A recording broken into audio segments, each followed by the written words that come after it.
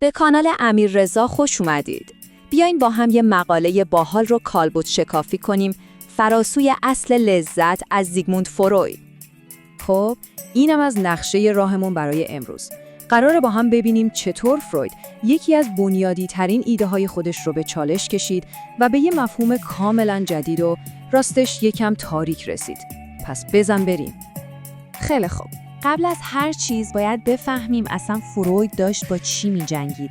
یعنی چه ایده بزرگی زیر سوال رفته بود و اصلا چه فضایی حاکم بود که باعث شد فروید چنین چرخشی توی تفکرش داشته باشه. ببینید، باید برگردیم به سال 1920. دنیا تازه از یه جنگ جهانی وحشتناک بیرون اومده، همه جا حرف از مرگ، ویرانیه، خود فروید هم حال خوشی نداره، داغدار دخترشه و کلاً یه جو خیلی سنگینی حاکمه. این مقاله توی همچین فضایی نوشته شده. تا قبل از این مقاله نظریه اصلی فروید خیلی سرراست بود. اصل لذت. یعنی چی؟ یعنی ما آدما ذهنمون مثل یه ماشین عمل میکنه که فقط یه کار بلده، تنشن رو کم کنه. مثلا گشنه میشیم، تنشن میره بالا، غذا میخوریم، تنشن میاد پایین و لذت میبریم. خیلی ساده نه؟ همه چیز حول محور پیدا کردن آرامش و دوری از درده. این تقریبا سنگبنای روانکاوی تا اون موقع بود. ولی خب یه جای کار میلنگید. اگه ما فقط دنبال لذتیم، پس این همه رفتارهای خود تخریبگرانه از کجا میاد؟ چرا آدما کارایی میکنن که به ضررشونه؟ اصل لذت راستش جواب قانع کننده‌ای برای این سوالا نداشت. شواهد بالینی همش علیه این اصل بود.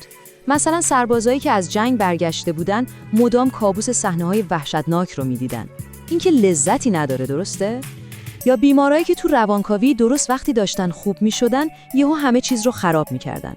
یا اصلا پدیده‌ای مثل مازوخیسم، یعنی لذت بردن از درد. انگار یه نیروی دیگه‌ای، یه نیروی قدرتمندتر از لذت داشته ذهن رو کنترل میکرد. خب، این نیروی مرموز چی بود که انگار از لذت هم قوی تره؟ فروید جواب این سوال رو به طور عجیبی توی یه بازی خیلی ساده کودکانه پیدا کرد. و اینجا داستان واقعاً جالب میشه. فروید نوه 1.5 سالش رو زیر نظر میگیره. این بچه یه بازی خیلی عجیب و غریب داشت که مدام تکرارش میکرد، مخصوصاً وقتی مادرش میرفت بیرون. یه مشاهده به ظاهر ساده که پایه یکی از انقلابی ترین ایده های فروید شد. بازی اینجوری بود: بچه یه قرقره چوبی رو که بهش نخ وصل بود پرت میکرد توی تختش، طوری که دیگه نبینتش و همزمان یه صدای شبیه فورت در می آورد که یعنی رفت. بعد با کلی ذوق نخ رو میکشید و قرقره که پیدا میشد میگفت دا، یعنی اینجا. رفت و آمد. فروید اینجا یه کشف بزرگ کرد. این بچه فقط دنبال لذت برگردوندن قرقره نبود.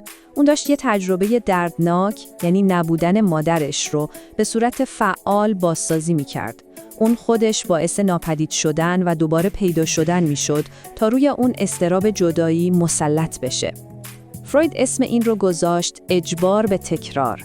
یه نیروی ناخودآگاه که ما رو وادار میکنه بدترین تجربه هامون رو دوباره زندگی کنیم. شاید این بار بتونیم کنترلش کنیم. و این فقط یه بازی بچگانه نیستا. این دقیقاً همون چیزیه که توی اتاق درمان اتفاق میفته. بیمارها ناخودآگاه الگوهای رابطه دردناکی که با پدر و مادرشون داشتن رو با درمانگرشون تکرار میکنن. انگار یه نیروی مجابشون میکنه که همون سناریوی تلخ رو دوباره اجرا کنن، به امید که شاید این دفعه آخر داستان فرق کنه. و همین مفهوم اجبار به تکرار فروید رو به یه نتیجه گیری خیلی عجیب و غریب و حتی یکم ترسناک رسوند. چیزی که حتی از اصل لذت هم بنیادی تر بود. یه لحظه به این جمله فکر کنید: هدف تمام زندگی مرگ است. وای، این دیگه یعنی چی آخه؟ ما همیشه فکر میکنیم که همه موجودات زنده تلاش میکنن برای بقا، ولی فروید میگه نه، یه گرایش عمیق‌تر و بنیادی‌تر وجود داره. گرایش به بازگشت به نقطه صفر. بذارید ساده‌اش کنم. فکر کنین حالت پیش‌فرض همه چیز سکون و بیجانی بوده، ماده غیرعالی. بعد یهو زندگی به وجود میاد و این آرامش رو به هم میزنه. رانه مرگ به گفته فروید اون نیروی درونیه که میخواد ما رو به همون حالت اولیه آرام، به همون سکون ماده بیجان برگردونه. یه جورایی مثل یه نیروی اینرسی عمل میکنه. فروید بهش میگه اصل نیروانا. یعنی چی؟ یعنی رسیدن به آرامش مطلق، یه آرامشی که توش هیچ تنش، هیچ نیاز و هیچ خواسته‌ای نیست. و نکته جالب اینه که این رغبه برخلاف غریزه زندگی که خیلی پر سر و صدا و فعاله، خیلی آروم و بی صدا کار خودش رو توی پس زمینه انجام میده. حالا نکته مهم اینه که این ایده جدید قرار نبود جایگزین اصل لذت بشه. نه، بلکه یه درگیری و یه کشمکش کاملا جدید رو توی ذهن ما معرفی کرد. پس از اینجا به بعد فروید ذهن رو مثل یه میدان جنگ میبینه. یه طرف اروس، یعنی همون غریزه زندگی قرار داره که کارش ساختن، ترکیب کردن و پیچیده تر کردنه. عشق، میل جنسی، خلاقیت همش زیر سر اروسه. طرف دیگه تاناتوس، یعنی غریزه مرگه که کارش برعکسه. میخواد همه چیز رو تجزیه کنه، ساده کنه و به سکون برسونه.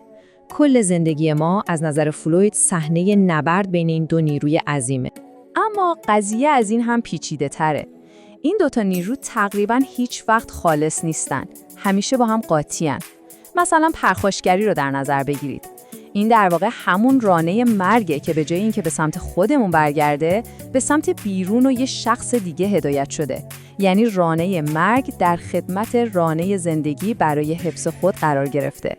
یا حتی غذا خوردن. یه عمل کاملا حیاتیه، اروس، ولی شامل تیکه تیکه کردن و تخریب غذاست، تاناتوس.